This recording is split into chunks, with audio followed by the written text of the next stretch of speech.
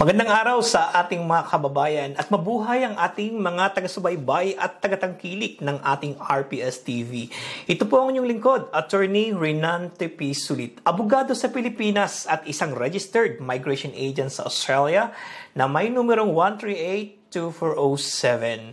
Akin pong pinasasalamatan ang lahat ng ating mga kababayan na patuloy ang pag-like, subscribe at pag-share ng ating mga video sapagkat atin pong natutulungan ng ating pong mga kababayan sa iba't ibang dako ng mundo upang lubos nilang maunawaan ang Australian immigration na makakatulong sa kanilang paglipat dito sa Australia.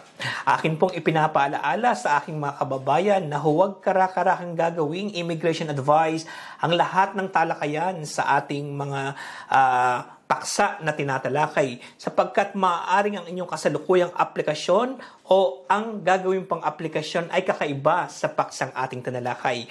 Mangyaring ako po inyong kontakin upang kayo ay mabigyan ng ating ng akmang immigration advice. Atin pong talakay ngayong araw na ito kung ano po ba ang top 15 most frequently nominated occupation dito sa Australia. Ito yung mga occupations na hinahanap ng mga employer dito sa Australia.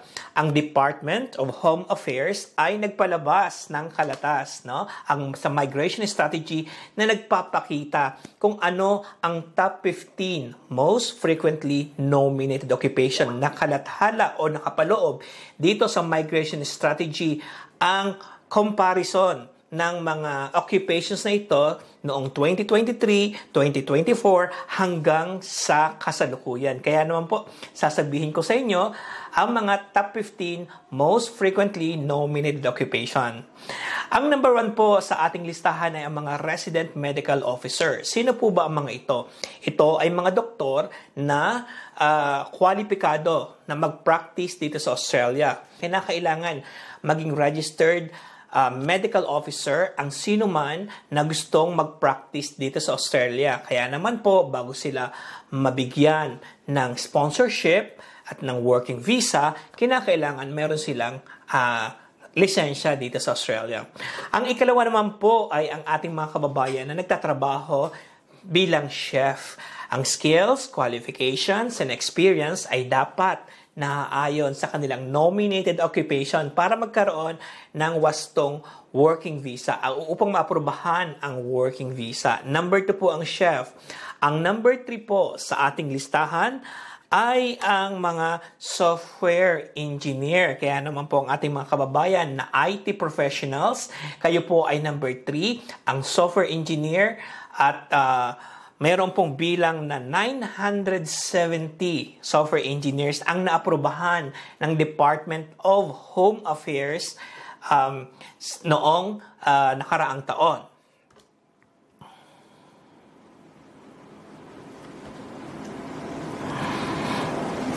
Ang ikaapat naman po sa ating listahan ay yung mga occupations na specified sa labor agreement. Ito po ay hindi nakalista sa ating mga skilled occupational list, pero ito ay nakapaloob sa kasunduan ng mga pasilidad o ng mga employer sa pagitan ng employer at ng Commonwealth. Dito po mapapansin natin dito po ay mapapansin natin yung mga concessions at saka yung mga exemptions.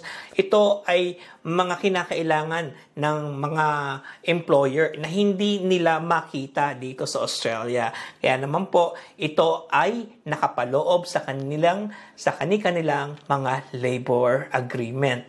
Ang ikalima naman po sa ating listahan ay ang mga motor mechanic. Alam ko ang mga kababayan natin mula sa Pilipinas ay napakarami ng motor mechanic at sigurado ako napakarami ng mga Pilipino na nagtatrabaho dito sa Australia bilang motor mechanic. Sila po ay pang-5. Kinakailangan lamang ang skills, qualifications, and experience ay akma sa kanilang nominated occupation. Ang sunod naman po ay ang ICT Business Analyst. Ito po ay nasa ika-6 at ang ika-7 naman po ay ang Diesel Motor Mechanic. Ang ika-8 ay ang Cafe o Restaurant Manager. Ang ikasiyam ay ang Mechanical Engineering Technician. Ang mga kababayan natin po na hindi ma-invite sa General Skilled Migration ng Mechanical Engineering Technician ay maaaring mag-apply ng working visa. Maghanap lamang po ng mga employer na nag-sponsor nito.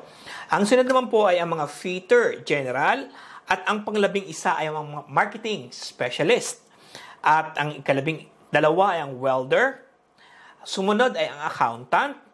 At 14 ang management consultant at number 15 ang developer programmer. Yan po ang top 15 most frequent nominated occupation dito sa Australia. Kaya naman po ipinapalaala namin sa ating mga kababayan na bago kayo tumanggap ng mga sponsorship. Kaya naman po ipinapalaala ko sa ating mga kababayan na suriing mabuti job offer sapagkat marami rin naman po ng mga scam o panloloko na kumakalat.